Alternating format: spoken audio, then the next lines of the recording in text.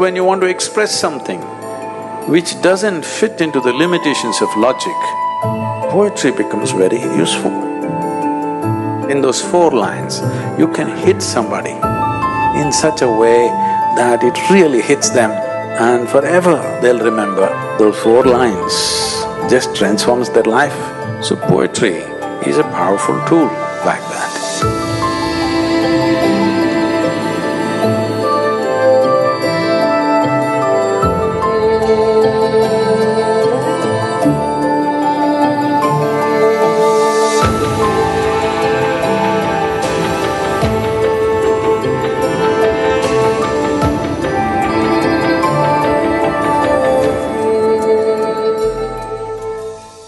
Namaskaram and a very warm welcome to all of you.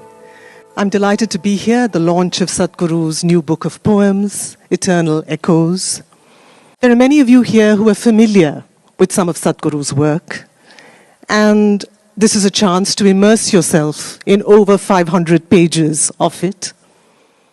But for those of you, perhaps some of you online and elsewhere, who are more acquainted with Sadhguru as the proponent of inner engineering, as the proponent of yoga as a science, of technologies of well-being, this is a chance to be acquainted with a somewhat different Sadhguru. And for those of you who've known Sadhguru through his many avatars online as the dynamic navigator of the external world, as a charismatic public speaker, as the initiator of multiple projects, as an aviator, a golfer, a motorcyclist, this is yet another chance to be acquainted with a somewhat different Sadhguru. Because this is the province of the lyric, not of logic.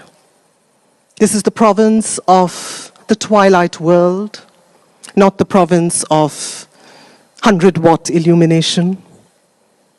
And Sadhguru himself describes himself in these pages at various junctures in particularly interesting ways. At one point, he describes himself as a wanderer of the twilight world. At another point, as a borderline being.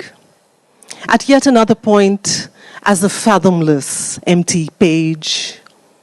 And at yet another point, as one who can see in the dark of the cosmic womb. These were some of the images that I took away with me at the close of this book. It's almost like having a glimpse into a mystic's journal. It's a series of utterances in which we see a person not particularly concerned with issues of form or craft or even grammar. But what there is in abundance is glimpse after glimpse into the unimaginably eventful inner life of a mystic. And this remained with me above all.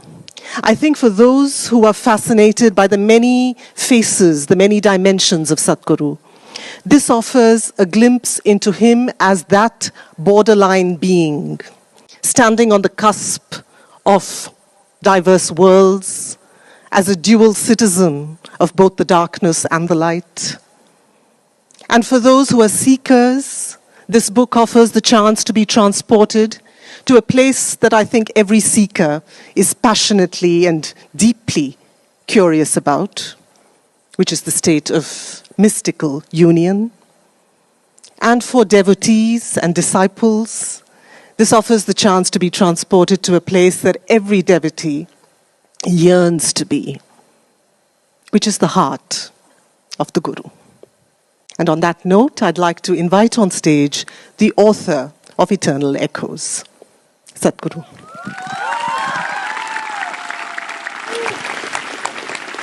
I'm going to ask you at this point not to read the one that I'd originally intended, but to move on to your Guru poems, where you actually speak of your own master. These are among the most spare poems in the book, and perhaps amongst the strongest. So it would be a pity to bring this to a close without reading those poems. Where is that?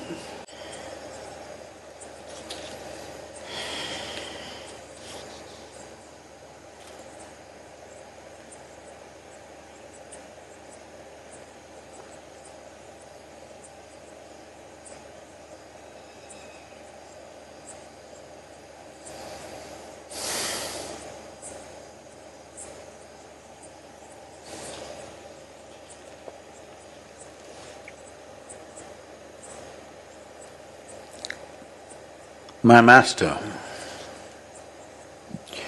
brooding, squinting, staring, I could not hit the mark. He walks in like a wanton monarch with a crooked stick and he makes his mark. It's very difficult to not ask Sadhguru to read some of the poems that I think are the most unusual in this book, which is poems of utter tenderness, too much tenderness, What is or that? just tenderness. What is that? 268. Too much tenderness. Tenderness. Let's go too much. No? Any of the tender poems. There are 3 of them. Let's do tenderness. I thought so. Tenderness.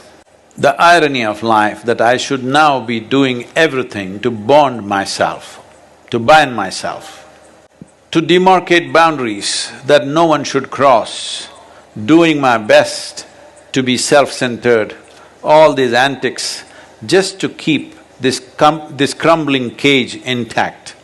With the work done, why linger on? Depart gracefully, says my mind. But what to do with lovers who have lost themselves in the process of loving? Too many lovers, the very remembrance brings tears of too much tenderness, so I will act brash and go on. We have Kangana Ranot in the audience. Yes. Namaskaram, Sadhguruji. Sadhguruji, your poems are so wonderful. You just got the book, you haven't read it. I have. Some of them I've read.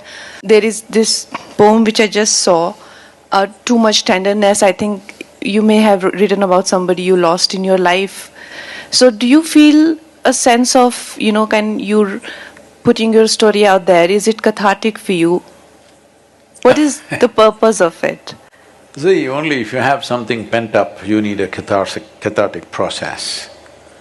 Do I look like I've gathered any substance living here? No, you don't. And what you said about these being absolute reflections, I do agree with that also. No, I mean to say, catharsis is meaningful only when you have some pent-up stuff. So this is something, I was in United States and this journalist was interviewing me. Sadhguru, all the time you're busy, how do you unwind yourself? I said, I don't wind myself up, first of all. Why do you wind yourself up and then unwind yourself? I don't wind myself up, so where is the question of catharsis?